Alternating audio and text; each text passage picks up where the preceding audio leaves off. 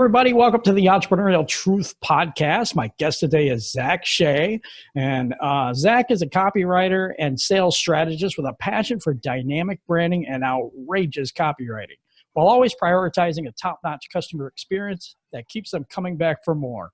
Zack started her first business in 2009 and has worked with clients in many industries, including brick-and-mortar stores, farms, local consultants, e-commerce, and online service providers. Zack has been behind the scenes for remarkable triumphs as well as major missteps, which I will hear more about, I hope, tonight. Welcome to the show, Zack. Hey, thank you very much for having me, and hello to everyone who is watching and listening. It's really fantastic to be here today. It's really good to have you, and I appreciate you coming on. Okay, I've always liked this question because I think that true entrepreneurs, it really lights them up and gets them going. So my first question to you is, what lit that fire for you to want to become an entrepreneur in the first place? That's kind of an interesting question because it took me, I started my first business in 2009, but I didn't actually think of myself as an entrepreneur until 2016. So it's just something that, looking back, I've always been passionate about business and marketing. And don't ask me why, but for some reason, when I was younger, I was like, oh, but I can't make money doing that. I have to get a real job, which in hindsight is obviously wait, what? So, a lot of us start out that way. I totally agree with that, by the way. Yeah. We really do. So I'm sorry, I didn't mean to interrupt. You go right ahead. No, you're good. You're good. And so the first time that I started a business, it was an online craft store, and it was because I needed money and I happened to be good at making things. And while I was getting that set up, I didn't know anything about business. I didn't intentionally study it or anything, but I ended up figuring out, hey, if I want to make money, then I need to find people who are willing to buy, and I need to convince them to buy. So I got really good at targeting and at writing sales pages that led to organic sales. And I didn't know any of those terms when I was doing it. I had no idea that what I was doing was something that so many people spend years and years studying and perfecting. Yeah. See, we all have our talents and our hidden skills and stuff like that. And sometimes we just do things and it's natural to us. Yeah. Whereas other people struggle mightily with it. It's so natural for me to talk to people. So natural for me to be able to host or do this type of thing. Other people are terrified of it. Yeah. Some people, it's just, that's not their thing. So I like that. You just discovered something that you wanted to do. Hey, do you think the entrepreneurial bug has always been inside of you, or do you think it's something that developed? For me personally, I think it's always been there because when I was 6, me and my friends, we got up the idea of starting a band, and of course we were 6-year-olds, so you can imagine how good we were and what that entailed. But I was all about, didn't know the wording for this, but I was all about the branding. We need a name, we need a logo, we need to know how we're gonna tell people about this. That's amazing. From 6 years old? I mean, I had my little band when I was young too, and none of us knew how to play anything or do anything. No, and not at all. Sang with little record player at the time. I'm sorry, I'm giving my age away. But yeah, it was a long time ago. That is so cool. That is so cool. So I think entrepreneurship is a journey. I don't think there's anyone that's an overnight success. What has been in your life the obstacles or the internal or external things that have held you back or that you had to pivot or, overcome in your life on your journey to becoming who you are today?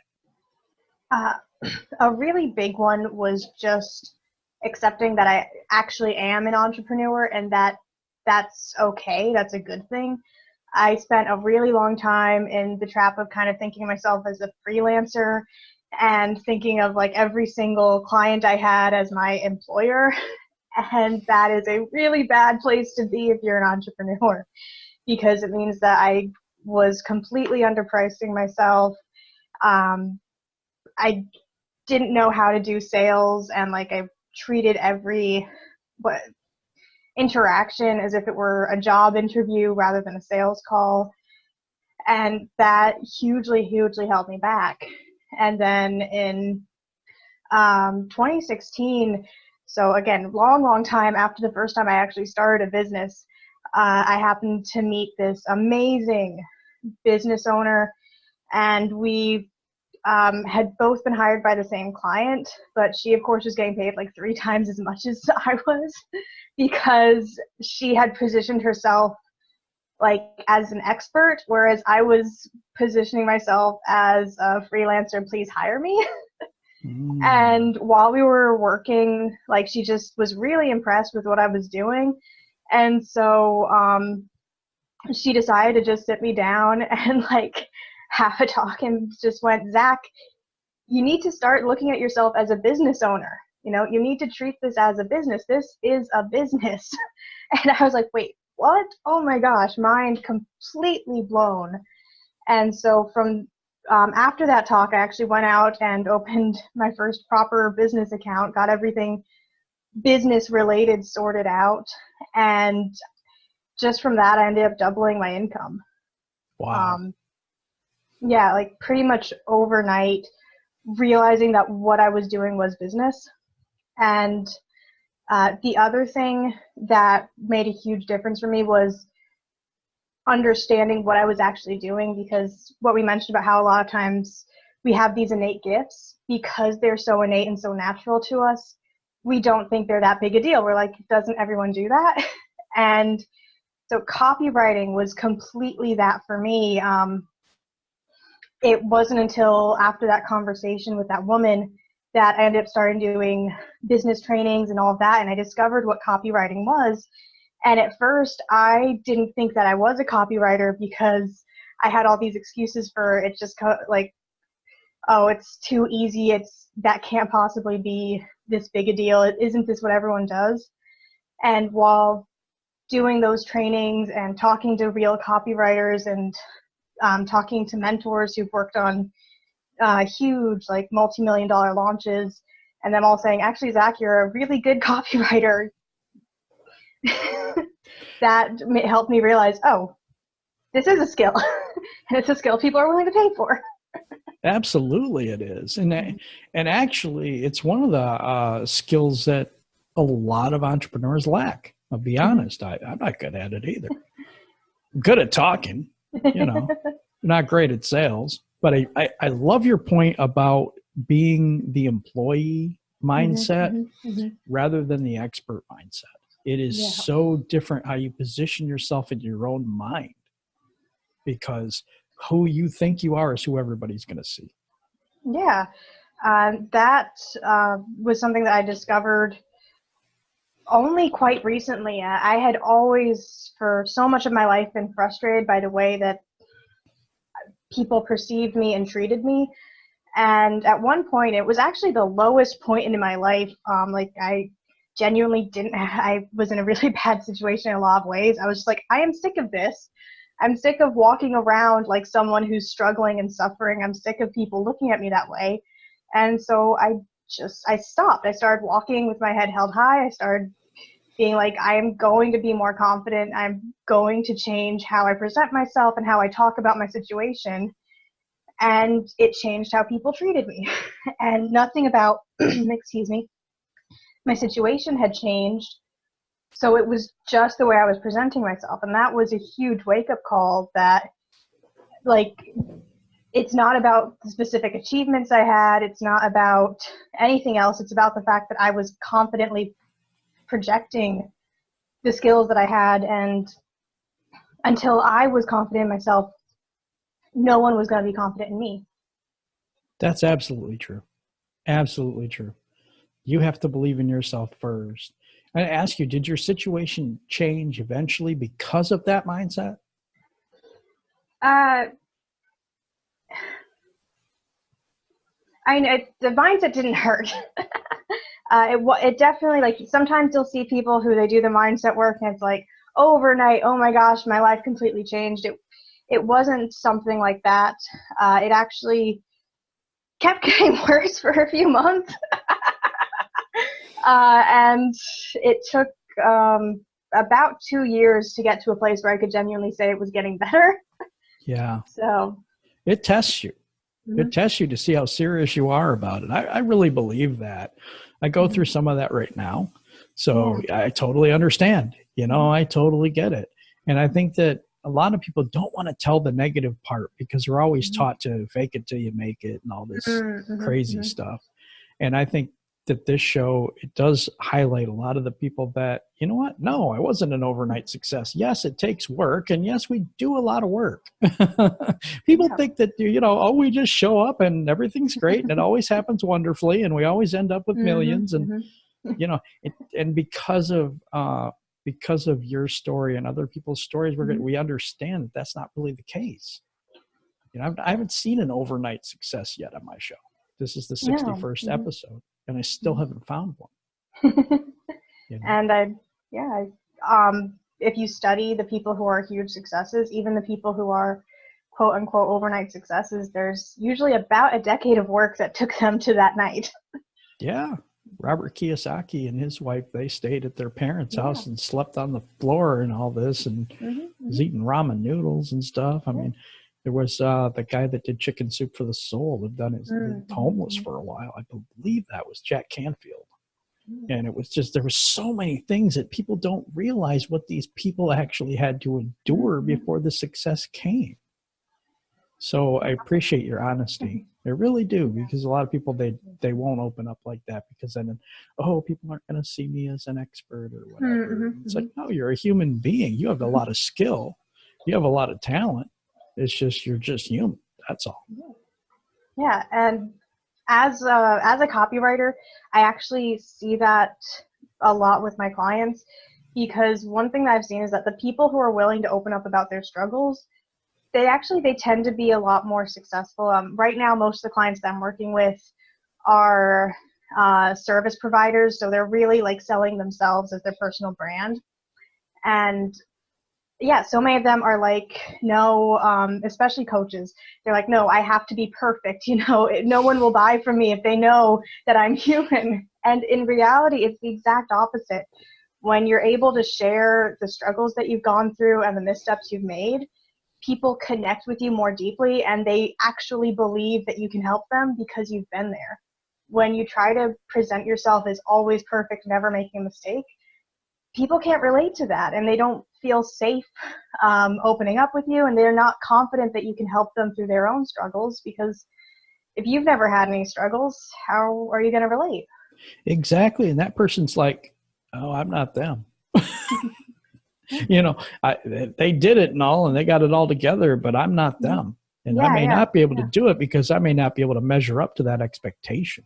Exactly. Inside. So they may not want to work with that person just because of the fact that they seem so far out of reach. Yes. Yeah, absolutely that. And it's really easy to forget that our customers and our clients, and they genuinely are struggling. And if they feel, and they have so many excuses for why the solution's not going to work for them. And it doesn't matter what industry you're in. It doesn't matter what you're selling. There are so many excuses for why the changes you're promising, that won't work for me because, and the more you hide your own struggle, the stronger those excuses are. Whereas when you share your struggle, people are suddenly like, oh, actually, I can't make an excuse anymore because this person has been through it. Yeah, exactly. And that is okay. And in my case, like I said, I say this on the show too much, I think, but I've been through a lot of struggles. I've been through a lot of health issues and concerns and stuff like that. I'm like, if I can do it, you can do it, type of thing, because I've been through a lot, and you've been through a lot. So it's like, okay, if I can recognize in that person, that part, that human part, then yeah, if they can do it, I can do it too. That type of thing. And so when you speak, you resonate at a certain frequency, and you will attract those people that resonate with you. And the more you're yourself, the more those people will come. Exactly. That's 100% correct. And some of the most influential mentors that I've hired, the reason I hired them is because they were so raw and open about their own struggle to get where they were, that I was like, this person gets it. This person can help me. Yeah, exactly. And I totally agree with that. I want you to tell us a little bit more about what you do as it pertains to copywriting. Mm-hmm. We talked a little bit before the show, and there was a couple of things in there I liked. So I just wanted you to go in depth a little bit more about what you do and what you provide for your clients. Yeah. Absolutely. So when we were talking before the show, the one thing that you specifically asked about was I used the phrase outrageous copywriting in my bio, and you were like, wait, what is that? And so outrageous copywriting is about really being bold and courageous and gutsy to stand up and plant your flag and say the polarizing stuff that you are terrified to say because it's going to piss people off. And the reason for that is because that is what's going to attract your people. Like, honestly, if you are completely like unobtrusive and no one has ever been upset or bothered by a thing you've said, then you probably haven't said much that's particularly noteworthy. Like, it's incredibly hard in this day and age to say things that are really meaningful and really passionate without causing some upset, because things that we're really passionate about and are really meaningful to us, it's because upset was there. Like, most of the time when we're really passionate about something, there was something in our past that we got hurt, and now we're like, no, that is not going to happen again. And so when we're able to really say the things that are outrageous, say the things that are going to be polarizing, then we're able to speak to the people that most need our help and reassure them that we're here to make a stand. And that can seem like, wait, this is a business.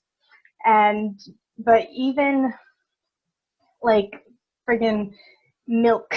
There is a brand of milk in Ireland where I live that is about helping people sleep better, and like they make these big claims and they've staked their flag and they've exactly where they stand and their beliefs, and it's friggin' milk.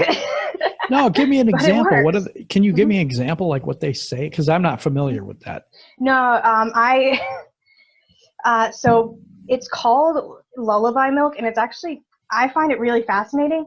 They milk their cows at night because at night, the milk has a specific hormone in it that's designed to help the calves sleep. And it's a hormone humans have as well, so it helps us sleep. Wow. So yeah, so they're really about like natural health and the value of sleep, and this idea that,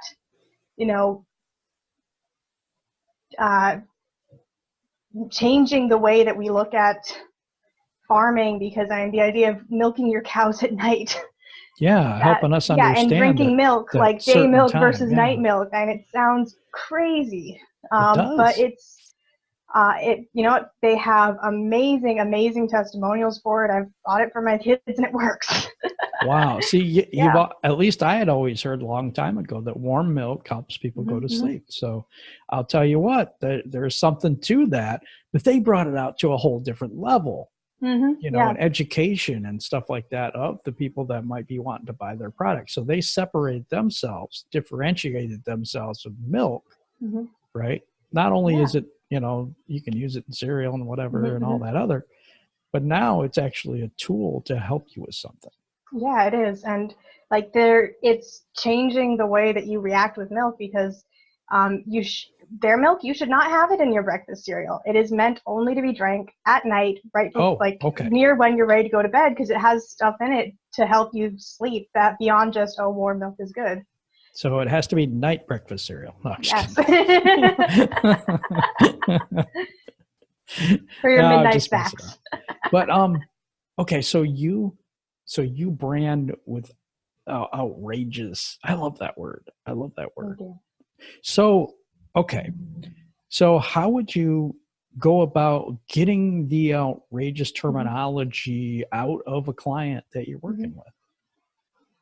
Well, I'm actually very glad you asked about that, because I have a process, and the way I do it is actually a lot more focused on the customer than the client.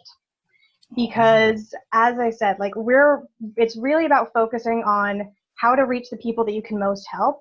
And so we talk about our businesses, and of course our businesses are so personal, so precious to us.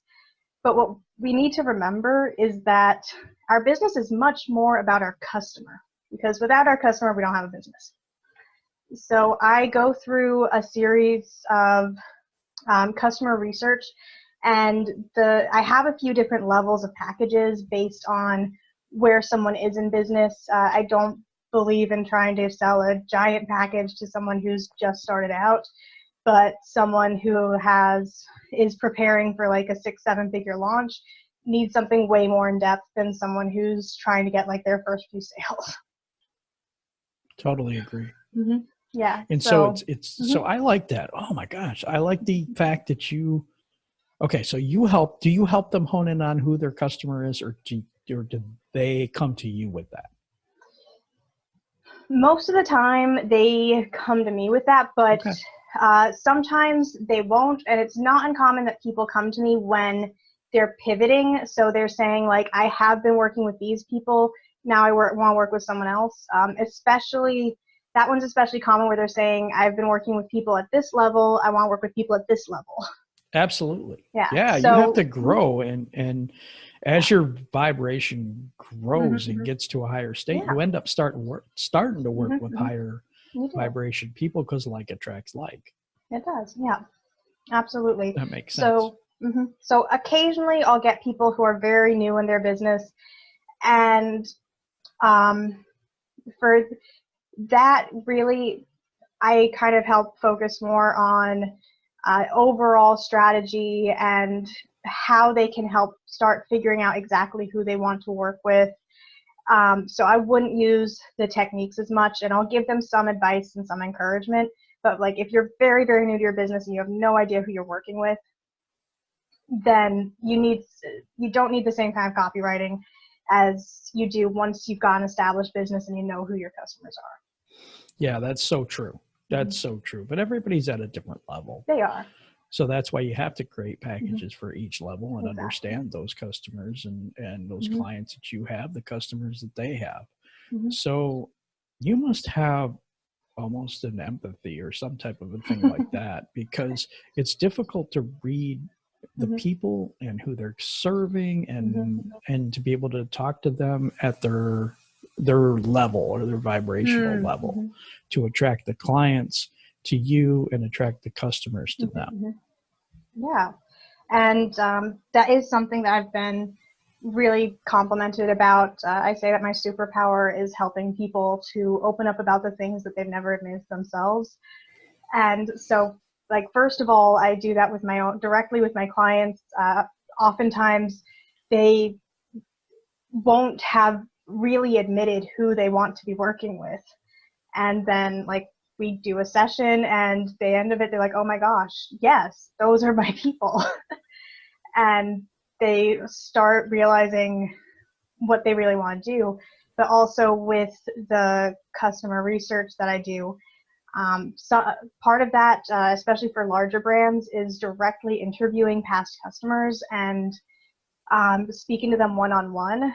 And then I'm able to pull out from them a lot more information about why they want to work with this person, what makes this person special, what really stands out about this person. And so even though most of my clients are working one-to-one with their own clients and have really close relationships, and like when we start out, they're thinking, I don't really need the interviews. I already know my people so well. I go, no, trust me, you need the interviews. We're doing them. If you want to work with me, we are doing them. And we do the interviews, and I go to them with the information. They're like, oh my gosh, I had no idea. Wow. See, and that's digging deeper than most people will. Yeah. It is. It's getting to the root of of what the customer wants versus what you think they want, which is a huge difference. It is. It really is. And I know people who are very, very successful, very established in their business, and they've admitted to me that they're still not entirely sure how to describe what makes them different, because And usually when that's the case, it's because they're thinking about what I think, like what I think makes myself different, not what does my customer think makes my business different. Exactly. And like if you're considering a product or you're doing a lot of these things that business people do, they usually think, oh, this is going to be great, but they don't consider what the customer actually wants. Now, in what you do, though, you're forming and fashioning their message. Am I right on that? Yeah. A lot of copywriting goes into the messaging, like the brand voice and all of that. And is that, so you're trying to get it from the perspective of the language of the customer then? It needs to really meld together, and it should still sound like the entrepreneur is the one who's talking, like the business brand voice should still be there. You know, you don't want to sound like you're just ripping off your customers. Exactly. But one way that I help people understand it is to think about how we use different voices when we talk to different people. You know, like when you go into the bank to speak with someone about that, you have one way of presenting yourself. When you speak to your own mom, you have a different way of verbalizing and you choose different words. When you speak to a little kid, you're gonna use really different words in either of those two. Those are all your voice, but you're addressing different audiences. So it's about finding your voice, addressing your customers. Yeah, it is. That's very well said. I just want to say this. There was a 3-step guide that you have out, and it's a freebie, and it's really well done. Yeah, it's really well done because what it does is it brings anything that you want into reality with this 3-step guide. Seriously, I looked at it, I went through it, and I'm like, wow, that is really, really good. So you really need to pick that up because it'll bring what your dream is or your want into a goal, and then it will be into a realistic goal, and you can get whatever it is you want. Yeah, and you absolutely can. And thank you so much for bringing that up and for selling it for me. I appreciate that. Yeah, no problem. I am not a copywriter, but I hope I did well. Yeah, you did great. Honestly, genuine praise from someone who's happy with it is the gold standard of copy. Like there is absolutely no better form of marketing. But yeah, I'm serious about what I said though. And you know me, I don't, BS or whatever. It was really nice. And so you got to pick that up. Also, I just feel like you're just so down to earth and just real with people. I think that's something that people will be able to resonate with and work with you very easily. Yeah. I see that as something that, you seem to really care about people. And I'm so blessed on this show. I get so many good-hearted entrepreneurs on this show. And I totally believe that the more people that are good-hearted, that come on here, that succeed, the better off we're all going to be. I really do. Yeah, I agree. I very much agree. And I absolutely appreciate that. It is, I found something that my clients really appreciate about me. Like not only do I genuinely care about them, but I genuinely care about connecting with their customers. So while my focus is on increasing sales, it's really about increasing sales in a way that not only puts more money in your pocket, but is attracting the people that most need what you're offering. And those are the people who are going to get the best results, which ultimately means more sales in the future and better business growth overall. And that is the ultimate win-win situation. When you actually are helping people to get good people as clients who they're getting help from the programs that the people are offering, and the right people in the right program with the right person, well, everybody wins. Everybody wins in that situation. They really do. And I've seen people who are like, oh no, if I try to do that, if I try to narrow down my focus, won't I end up losing money? It's like, no, actually you'll make more money because you'll have happier customers who will refer you to other people and will keep coming back to give you more and more of their money because it's worth it. That's an interesting topic because a lot of people feel like, oh, I had another podcast. I don't want to go too far off the subject, but I had another podcast. We were doing really, really well. It like 127,000 downloads and 6,000 a week or some crazy thing. And my partner in that, because I did it as a, I didn't interview too many people. I had a guy from ESPN and a couple other people on, but the guy I was doing it with always wanted to, we need to open it up to all 32 teams, and we need to, let's just do all sports. Let's do all the Michigan sports because we could get more people. I'm like, no, you got it all wrong. You totally off. And we honestly, it was very difficult working like that when you know who you're serving and you just want to branch out. So my theory is if you try to reach everybody, you're going to reach nobody. And you can if you grow really, really, really huge, and I'm talking like Oprah and Richard Branson huge. Oh, sure. That's you can different. reach a point where you can, but no, when you're small and like a 1 or 2 person show, maybe you can afford to bring on a few freelancers of your own. You're not going to be able to serve everyone. And I actually had a client that I spoke about this with recently because especially coaches hugely struggle with accepting this because they're like, everyone can benefit from this. It's like, okay, yes, but not everyone is in the position to get the benefit of your work today. Absolutely. I totally agree with you 100%. I do. And that is something that I think that is a little lost on the new people. New entrepreneurs don't get that very, very good right away because they are so energetic. They want to serve everybody, help everybody, make good money, and genuinely help people. I don't think it's all about the money anyway. That to me, that's not everything. But we need to eat too, We do.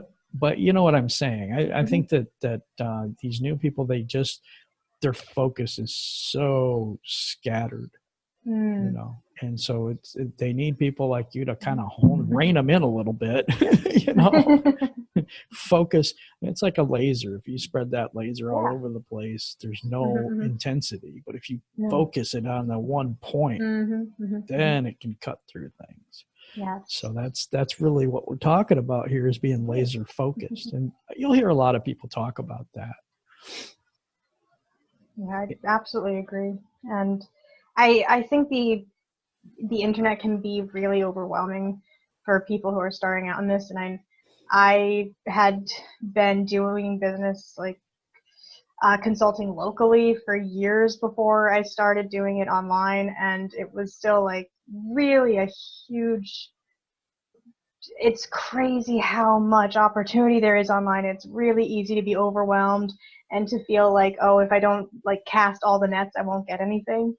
But honestly, you've got to be able to be more specific and specifically to be willing to say, these are the people that I can help today, and focus on that.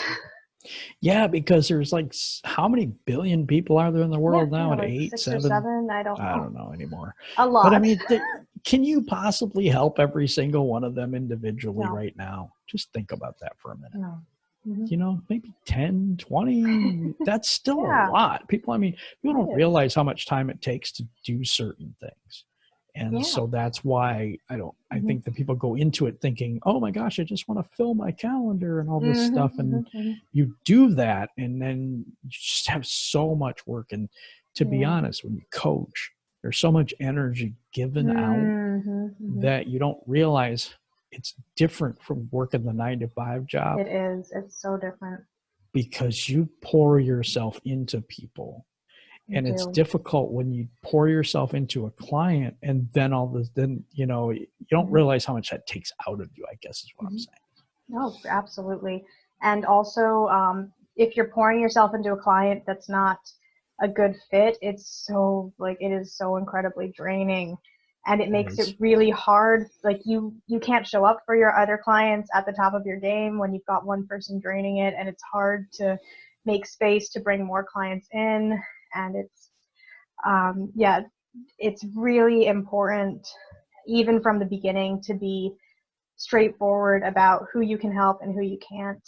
And to be willing to turn people away. And I know very well how incredibly difficult that is to do when you need to make money, but Yeah, it's not worth it. It's not in the end. And I think, I'll ask you this question. Do you do Yeah. pre-interviews? I do a call first so yes, you can. yeah. So I do consultations before someone can hire me. I know there are people who reach the point where like they don't need to do consultations, and good for them. But right now, yeah, I do consultations to make sure that I am the right fit for the project, discuss the details, and also to get a feel for the person and know for sure, is this someone I want to work with? Absolutely. You get to choose. See, as an entrepreneur, you get to choose who you work with. You know, it should be an amazing feeling. But if you put out there, and I'm going to tell you this too, because this is a rough thing. If you put out there that you're desperate for money, or you need money to live, whatever, blah, blah, blah, blah. Oh, I know. Yeah. It's going to reflect in what you do, you know, and how that person sees you. You know, it is, yeah. Money's a necessary thing for all of us. And it comes when we serve enough people and we help enough people get to where they need to go too. You know, I don't begrudge anybody for charging what they're worth. I really don't. I believe in it myself. I agree. Honestly, making peace with charging more is really quite difficult, but is so necessary. It, again, kind of comes into the employee versus business owner mindset, because if you compare the hourly rate of an employee to what you'll pay a consultant, like it's a huge discrepancy, and seems to go like, whoa, wait, where is that coming from? But it's because your business actually costs you a lot, and you have to spend a lot of time marketing your business, and that's not directly paid. Exactly. I wanted to ask you this too, and I've been trying to get for the audience as good of information as I possibly can. So if you could give us any, like, say, how-to or secrets of good copy, what do you think are the nuts and bolts of what you give, and how? I don't want to, no secret sauce stuff, because you don't have to do that, but I'm just asking if you could give some, the secret to the copywriting thing going on here. Yeah, absolutely. Okay, so first I want to kind of hit pause and say that I am specifically a conversion copywriter, which means that I help people with selling, and that's not the same thing as like your general blog post or newsletter. So for when you're trying to make a sale, and I actually have another freebie that I'm currently working on. It's not been published yet. That's covering exactly this. When you're the one hack, like if you only do one thing to improve your sales copy, it's to use the word you about at least 5 to 10 times more often than the word I. And like that, it's actually quite difficult for a lot of people to be able to make that transition and be like, how am I even going to talk about that? Because we really like talking about ourselves. And it can feel kind of weird to say you so much, because we want to talk about ourselves. But your audience wants to hear about themselves a lot more. So when you focus most heavily on how they're going to benefit from it and leave yourself as sort of the cherry on top, then it works a lot better. And just that one trick of actually like, you can use Control F if you're on a Windows. I don't remember how it works for Macs, but and just it brings up the little find words, and you type in you, and it'll tell you how many times you said you, and then you type in I, and it'll tell you how many times you said I. Make sure that the you is 5 to 10 more often than the I. That's fascinating. I didn't even know you could do that on the go. So now I'm blown away by new information. Thank you very much. I'm sure that is going to, no, I'm pretty sure that's going to be very helpful to people. Yeah, it's a huge game changer to force yourself to focus on the audience and not talk about yourself so much. Yeah, I will try. No, I'm just kidding. But so do you have any offers going on right now? What do you have going right now? I'm just going to give you the floor to talk to the audience and tell them what you do and how to get a hold of you and what's going on for you right now. So right now, the main offer that I want to draw their attention to is what you've actually already shared. And that's the freebie, which is my 3 steps to go from I can't afford it to I have it. And not only is that an incredibly powerful tool in your business, but you'll also be able to get insider access to more insights from me. There is a lot of things that I share through email that you're not going to get information about anywhere else. And That's awesome. Thank you. And for how to work with me, you can go to my site, which is zackshay.com. And on actually most of the web pages, there's a link where you can apply to work with me if through this you felt like it's been a good connection. Now, I will warn you that I've got some big things coming up over the next 2 or 3 months, so I don't have immediate openings, and you'll want to get on the list. That sounds good. And I'm glad you got big things coming. Thank you. I recommend you get that freebie is worth a lot more than free, trust me. And so we're going to put a link to that. We are. Yep. Also your site on in the links below. So when you go below right now, click on that, and it's really neat because you can actually fill in what you want, you know, and it's a nice step-by-step process, and you will actually feel like that goal is real when you're done with that process. Yeah, thank you. I really am happy that you got so much value from it, and genuinely thank you for sharing your experiences with your audience. Yeah, no problem at all. I actually try to research people before they get on, usually about 5 minutes before, but no, I'm kidding. I got to throw a little humor in there. It wouldn't be me. I really appreciate you sharing everything that you shared for the audience today, giving away a little bit of secrets and stuff like that, which I really appreciate.